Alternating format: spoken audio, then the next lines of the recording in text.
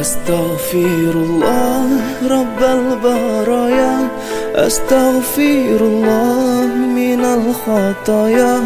Rabbi zidni ilman nafi'a wa wafiqni amalan maqbula.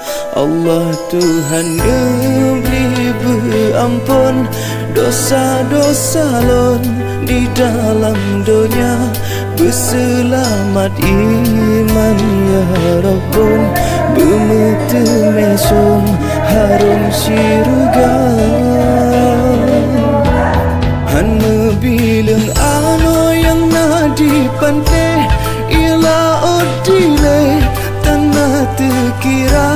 Nyandum ke dosa lun yang